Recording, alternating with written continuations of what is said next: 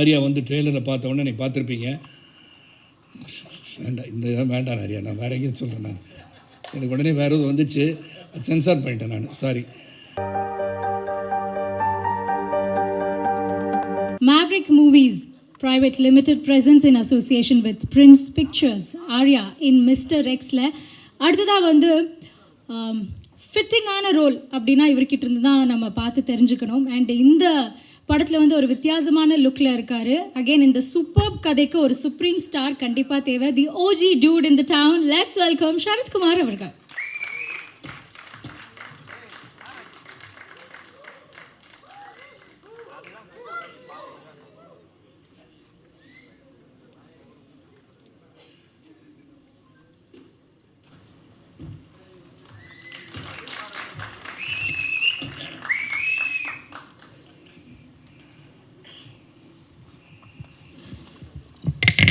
Okay boss. அனைவருக்கும் வணக்கம்.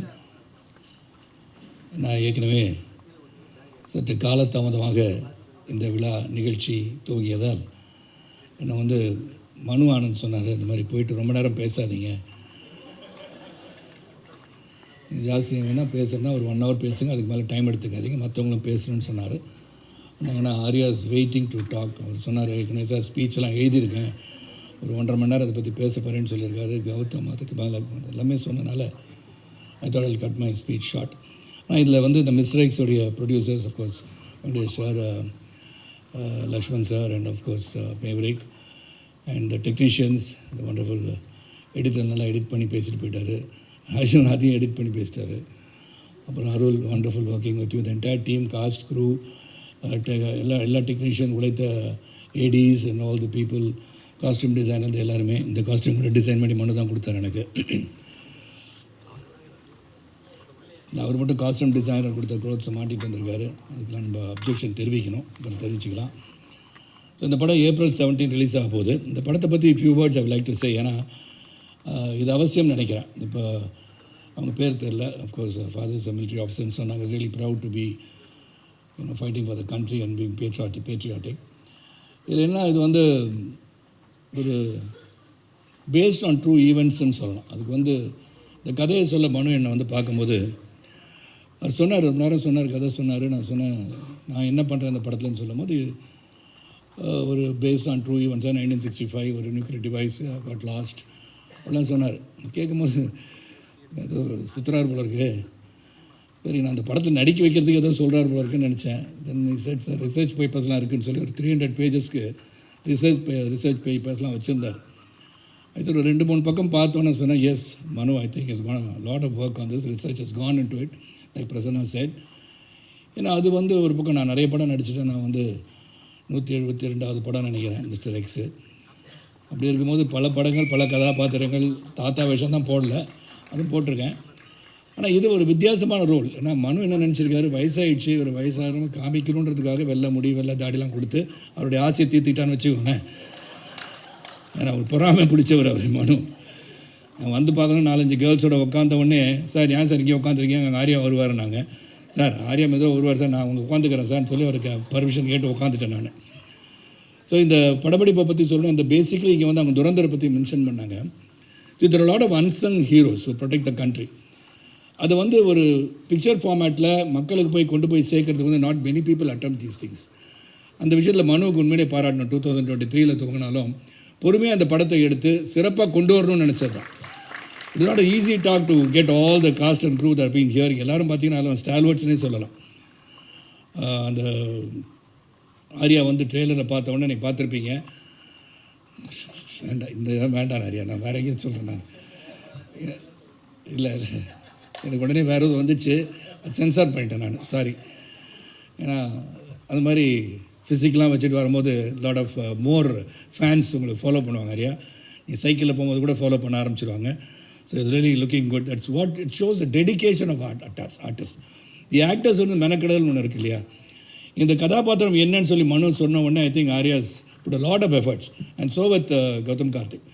இன்றைக்கி என்னுடைய 40 ஆண்டு காலம் என்னுடன் பயணிக்கிற ஒரு சகோதரர் வந்து, ஆனால் இது வந்து கார்த்திக் சாரோட பையன் தானே கேட்டார். ஏன் அப்படின்னா இந்த படத்தில் வித்தியாசமாக தெரியறாரு, இந்த படத்தில் ஒரு வித்தியாசமாக தான் இருக்கார், வித்தியாசமாக நடிச்சிருக்காருன்னு சொன்னேன். All the other girls here, துல்லியா அண்ட் தென் மஞ்சு மேம் சொல்கிறதுக்கு காரணம் அவங்க தான் எங்கள் எல்லோரும் டைரக்ட் பண்ணுறாங்க. அதில் பார்த்தாலே தெரியும் தே ஆர் த பீப்புள் அப்படின்னு சொல்லி எங்களுக்கு வந்து ஆர்டர் போட்டு அனுப்புகிறாங்க. அது ஒன்று. Then the captain of the ship Manu and dedicated person சொல்லிட்டேன். அண்ட் கேமராமேன் பற்றி சொல்லிட்டேன். Dibu it a great job, மாற்று கருத்தே கிடையாது. இது என்னென்னா அந்த பியூட்டி ஆஃப் சச் ஃபிலிம்ஸ், நிறைய பேர் வந்து வாருக்கு போகிறாங்க வராங்க, ஒரு நாட்டை காப்பாற்றுறாங்க, அவங்க வந்து பரம்வீர் சக்ரா வீர் சக்ரா எல்லாம் கிடச்சி பாராட்டப்படுவாங்க. ஆனால் அவங்களையும் மீறி பல பேர் இந்த நாட்டை பாதுகாக்காத பல நாடுகளில் இருந்து இந்த நாட்டை வந்து ப்ரொடெக்ட் பண்ணுறது ஒர்க் பண்ணுறவங்க வெளியே தெரியாது. ஏன்னா அவங்க சொல்லவும் முடியாது. There are people who gather intelligence, they try to see what is happening, என்ன நடக்க போகுது இந்தியாவிலேயே இல்லை மற்ற நாடுகள் என்ன நடக்க போகுதுன்னு வந்து துல்லியமாக வந்து கணித்து அதை உலகத்துக்கு கொண்டு வந்து அவங்க கவர்மெண்ட்டுக்கு சொல்லக்கூடிய அளவில் இருந்தால் கூட சொந்த மனைவிக்கும் தான் யார் என்று சொல்ல முடியாத ஒரு சூழலில் ஒர்க் பண்ணுறவங்க தான் இந்த அன்சங் ஹீரோஸ். அண்ட் அந்த மாதிரி அன்சங் ஹீரோஸை நம்ம எப்படி பாராட்ட முடியும்னா இந்த மாதிரி படம் எடுத்தால் தான் பாராட்ட முடியும். So what has happen, what good have happen, இதுக்கு எப்படிலாம் அவங்க வந்து போராடிட்டுருக்காங்க மெனக்கட்டுருக்காங்கன்னு சொல்லும் போது உண்மையிலே it's a tough movie to take and Manu has handled it really வெல்னு தான் சொல்லணும். ஏன்னா அசர்பைஜான்லாம் ஷூட்டிங் போகும்போது it was really difficult and single ஷாட்டில் தான் எல்லாம் எடுத்தோம். சில ஆக்ஷன் சீன்ஸ் ஆரியா கூட சொன்னேன், சார் பிரமாதம் சொல்லி ஃபோன் பண்ண, என்ன பிரமாதம் ஆரியான்னு கேட்டேன். பிரமாதம் ஆச்சு சார் அந்த ஃபைட் அப்படின்னாரு. ஆனால் படத்தில் ஃபுல்லாக வைக்க முடியாதுன்னு நான் நினைக்கிறேன். ஏன்னா எல்லாருமே ஃபுல் ஷாட் வச்சோம்னா அது வரும்னு நினச்சி போய் பார்த்து நானும் பல பேர்கிட்ட சொல்லிவிட்டு அவ்வளோ இருக்கா அவ்வளோ ஆக்ஷன் இருக்கும். So it's a very interesting film. நல்ல கோர்வையாக நீங்கள் பார்த்தீங்க. இந்த அமௌண்ட் ஆஃப் மணி ஸ்பெண்ட் இந்த ஸ்கேலுக்கு when you take a project like this, அதுக்கு வந்து ஒரு தயாரிப்பாளர் தைரியமாக இருக்கணும். ஏன்னா இந்த ஸ்கேலில் இந்த படத்தை எடுக்கிறதுக்கு வந்து மனுவுக்கு சப்போர்ட்டாக இருந்த தயாரிப்பாளர் உண்மையிலே நான் பாராட்டு தெரிவிச்சுக்கிறேன். That is really important to support such a film. And 3 years wait. பல பேர் வந்து விட்டுருவாங்க. இதில் வந்து வேறு எந்த ப்ராப்ளம் கிடையாது. தே வந்து கூறு தீட்டினாங்கன்னு சொல்லுவோம் இல்லையா, அது அப்படியே தீட்டி ஒரு சிறந்த படத்தை கொடுக்கணும்னு சொல்லும் போது it is landed at a time and Durandhar mat history. So அப்போ இந்த மாதிரி படங்கள் வரணும்னு நினைக்கிறவங்களுக்கு இது வந்து உண்மையிலே வரப்பிரசாதமாக இருக்குன்ற நம்பிக்கை எனக்கு இருக்குது. And Manu, thank you for giving me this opportunity to work along with you and Arya and Gautham. கார்த்திகோட நடிச்சிருக்கேன். கௌதமோட நடிக்கிற வாய்ப்பு எனக்கு ஏற்கனவே இன்னொரு படம் வெயிட்டிங் இந்த line that also release soon. Gautham, let's wait for that also. நான் தொடர்ந்து படங்கள் ரிலீஸ் ஆகிட்டே இருக்கும். ரிலீஸ் ஆகின்ற படத்தில் ஹீரோவாக இருக்கிறது ரொம்ப ரொம்ப நல்லது. இது ஒன்றும் இல்லை, கான்ட்ரவர்சி ஒன்றும் கிடையாதுங்க. டக்குன்னு அது பயமாக இருக்குங்க பார்க்கும்போது. இந்த மாதிரி படங்கள் வந்து ரிலீஸ் ஆகணும், தியேட்டரில் போய் படம் பார்க்கணும். எல்லா ஃபங்க்ஷனையும் சொல்கிற மாதிரி 50 days ஓடிடியில் வந்து 50 daysக்கு அப்புறம் படம் வந்தால் I think people will go and watch movies இந்த தியேட்டர். அண்ட் இந்த படத்தை வந்து ஸ்மால் ஸ்க்ரீனில் பார்க்குறதோட பெரிய தியேட்டர் போய் பார்க்குறது தான் ஜேம்ஸ் பாண்ட் படத்தை பார்த்த மாதிரி இருந்தது. எனக்கே எப்படி இருந்துச்சுன்னா நார்மல் ஆடியன்ஸுக்கு எப்படி இருக்குன்னு பார்த்துக்கோங்க. Really well done. And I wish பத்திரிகை சகோதரர்களும் ஊடக நண்பர்களும் இதை சிறப்பாக எடுத்து சென்று மக்களை வந்து April 17 முதல் பார்க்கணும்னு சொல்லணும். எனக்கு முன்னாடி ஒரு பத்திரிகை சகோதரர் சொன்னார், சார் April 17 போய் பாருங்கள் பாருங்கன்னா அன்றைக்கி தியேட்டர் ஃபுல்லாகிடும் சார், எப்படி சார் அன்றைக்கே போய் பார்க்க முடியினாரு. சரி 18 போய் பாருங்கள், 19 போய் பாருங்கன்னு. So from April 17 go and watch this movie இந்த தியேட்டர். மிஸ்டர் எக்ஸ் யார், அது என்ன பண்ணியிருக்காரு, எவ்வளோ காதல் காட்சி இருந்தது, அந்த மிஸ்டர் எக்ஸ் யார், இதெல்லாம் வந்து April 17 உங்களுக்கு கண்டிப்பாக தெரியும். And it's great effort. And இந்த மாதிரி ஒரு அன்சங் ஹீரோஸை வெளியே கொண்டு வந்த அந்த தயாரிப்பாளர்களுக்கும் the entire group of working so hard in this project, அந்த மெனக்கடலுக்கு இந்த படம் வெற்றி பெற வேண்டும் என்று கேட்டுக்கொண்டு எல்லாம் வல்ல இறைவனை வேண்டி நல்லது நடக்கட்டும் என்று சொல்லி ஜாதி மத மொழிபேதமற்ற புதிய சமுதாயத்தை உருவாக பாடுவென கேட்டுக்கொண்டு விடைபெறுகின்றேன். நன்றி, வணக்கம்.